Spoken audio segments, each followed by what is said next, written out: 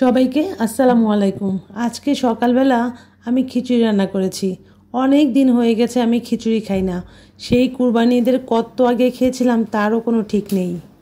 মেরাজের বাবাকে বলতেছিলাম যে আমি যে কতদিন হলো খিচুড়ি খাই না, আমার মনে হয় খিচুড়ি খাওয়ার জন্য মনটা খুব বেশি ছটপট করতেছে।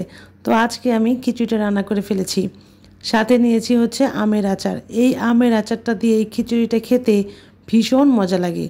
এই আচারটা ডাল দিয়ে খেতেও খুব মজা লাগে। তো আর কি, খিচুড়িটা আমি খুব মজা করে তৃপ্তি করে সময় নিয়ে বেশ টাইম নিয়ে আমি খুব মজা করে খিচুড়িটা খেয়েছি। মানে একটা জিনিস খেতে ইচ্ছা করলে সেটা কিন্তু খুব তৃপ্তি করে খেতে হয়। আমি বেশ তৃপ্তি করেই খেয়েছি। আর হচ্ছে যে মেরাজের বাবাও খেয়েছে, মাসপিকেও খেয়েছে। মেরাজ স্কুলে গিয়েছিল, মেরাজ খায়নি। তারপর আর কি, বাইরে যে এত বৃষ্টি, ঝুমঝুম বৃষ্টি শুরু হয়েছে, মানে একদম টানা বৃষ্টি হচ্ছে।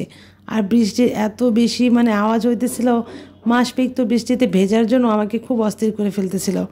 এদিকে হচ্ছে বারান্দায় যে আমি কাপড় দিয়েছি আমার মনেই নেই, মানে খালা কাপড় ধুয়ে বারান্দায় শুকা দিয়ে গেছে, আমার আর উঠাতে মনে নেই। তো এখন আমি সব কাপড় উঠালাম, আর হচ্ছে যে বেডশিটটা ভেজা ছিল বেডশিটটা ওখানেই রেখে দিছি।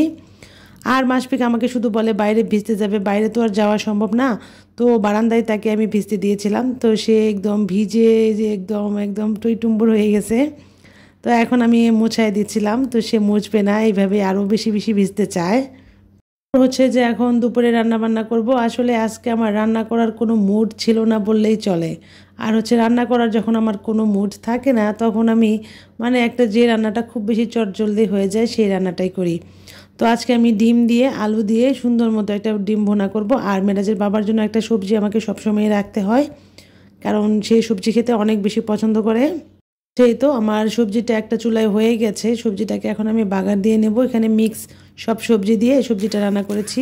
আর হচ্ছে যে সবজিটা এখন আমি বেড়ে একটা বাটিতে বেড়ে নিচ্ছি, আর এগুলো হচ্ছে আলাদা করে রেখে দেবো ধোয়ার জন্য। তো সবজিটা অনেক বেশি সুন্দর হয়েছে, স্মেল বের হচ্ছিলো, এত সুন্দর স্মেল বের হচ্ছিলো। আমাদের বাসায় সবজি সবসময় একটা না একটা সবজি রাখতেই হবে।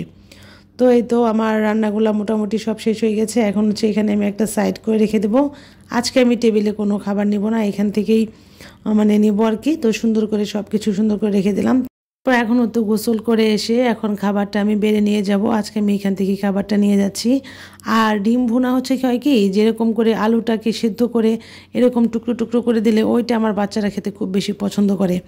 তো আমি আলুটা একদম ম্যাশ করে না দিয়ে এরকম টুকরো টুকরো করে দিয়েছি। আর হচ্ছে এই তো ভাত নিয়ে নিচ্ছি, একটু সবজি নিয়েছি, আর নিয়ে নিলাম হচ্ছে দেশি লেবু, যেটা আমি গ্রামে থেকে এনেছিলাম। তো বাস এখন শুধু হচ্ছে খাওয়ার পালা। তো এই তো এখন হচ্ছে খাওয়া দাওয়া দুপুরের করে নিয়েছি। আর আজকে আমার ভিডিওটা এ পর্যন্তই। সবাই ভালো থাকবেন। আল্লাহ হাফেজ।